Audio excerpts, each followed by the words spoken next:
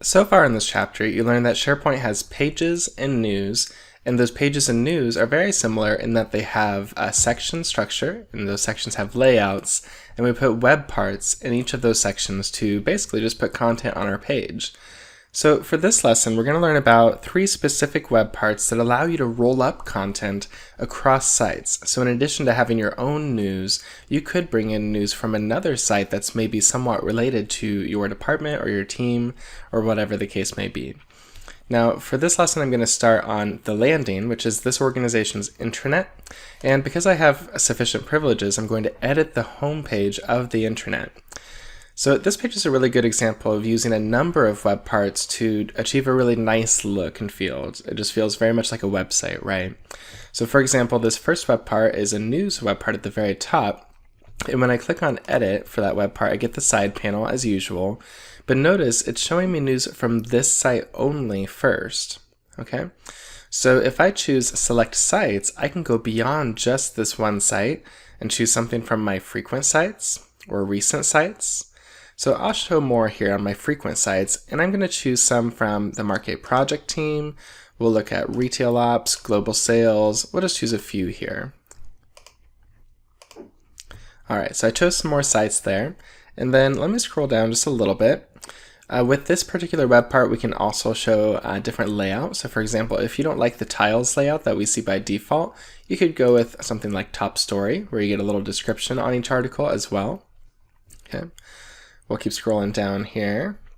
And then basically at the very bottom of the news web part, there's the opportunity to organize your news. So especially when you're rolling up news from other sites, you may want to prioritize your site's news first. Even if your news isn't the most recent, you may want to make sure people see it and then fill in the blanks with other people's news. So to do that, down at the very bottom, we can choose the select news to organize, and also notice there's a few pieces that are already static here, meaning that they're not going to move unless I remove them or use these arrows to rearrange them. So I'm going to click on select news to organize, and then I'm actually going to undo all of the static ones here so that I can start fresh. Alright, so far everything here is automatic, which means most recent. Now, if I want to make sure that something from the landing is seen, since that's the site that I'm on right now, I'll put that in the number 1 spot. Okay, and then maybe I want to find something else from the landing, and I'll put that in the number 3 spot. So now automatic just means the most recent from whatever sites I'm connecting to.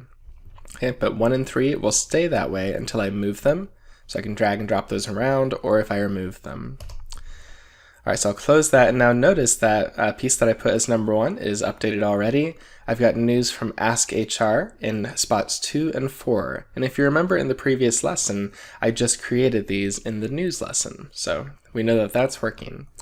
Now just to show you again at the very top there, if I do deselect that site that's pulling it, it's an instantaneous change. So right now we're getting news from Ask HR, but if I uncheck that box for that site, now I'm just getting news from the remaining sites that happen to have some. And in this case, the landing is the only other site that has news. So we'll leave Ask HR on there for now. Alright, and when you're finished making changes, we can just click on Republish. You might have to refresh your page. There we go, and we've got our news back to normal here, but we chose a different layout to get a little bit more descriptive here. So a similar concept can be applied to documents and events as well. So on this particular page, if I wanted to do something like that, I'd click Edit again. And then I need to find a spot where I either already have events or I want to add them. And same with documents. Let's add some documents right above our What's for Lunch web part. And then I'm going to find what's called a highlighted content web part. So remember, the document library web part just lets you choose one library and one specific view in that library even. But the highlighted content web part is going to allow us to pull from all document libraries that you have access to. So as soon as I added it, notice that it says most recent documents. And if I look on the right, I'm seeing the source is this site. So once again, just like the news web part, I can change it to specific sites by choosing select sites. I could say all sites, so everything at Contoso in that case, which I'll go ahead and do that. And then type is documents. I'll leave that. And document type, let's go ahead and say PowerPoint. Maybe we want to see the most recent PowerPoint presentation, since those are a little more visual, right? And then I can add filters. So if I want to do, title word filters, or if I wanted to say someone created them, or we have a managed property at our organization we could filter on, could do that. And then how do you want to sort? And most recent makes sense in this case, so I'll just leave it just as it is. And then maybe instead of taking up so much space visually, you'd want to go with a list so it looks and feels more like a document library. I could do a carousel slider, so again, not taking up as much space, but people can thumb through recent PowerPoint presentations, or even do film strip. Okay, so I like the film strip, I'll leave that, and for my title, I'm just going to say recent presentations. And just remember from earlier in this chapter, people only ever see what they have access to. So even though you may have access to the design site, which we can see is where this presentation is coming from, if someone else is not a member of that site, or they weren't shared this presentation, then they're not going to see this here. Everything is going to be customized based on your permissions. All right, so we did a roll-up of documents by using the highlighted content web part. Now, the last web part we're going to try this with is events, and you've seen events briefly in a previous lesson here. So we're going to add events again.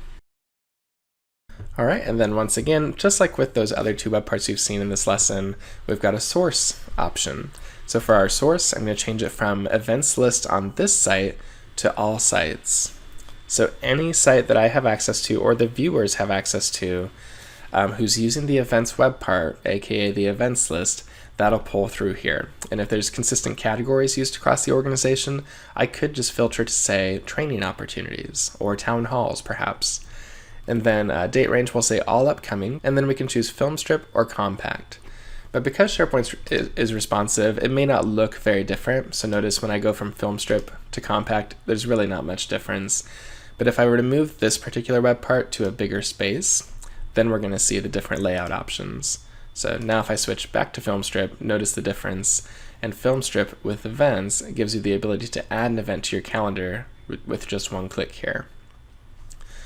All right, so I'm going to actually move that back to the side panel. I like that there, not taking up too much space. And we'll go ahead and give that the title of upcoming events. All right, so in this lesson, you've seen how to do roll-ups for news to bring in news from other sites as well as yours. You've seen how to do roll-ups with documents using the highlighted content web part, and roll-up from other sites for all events using the events web part.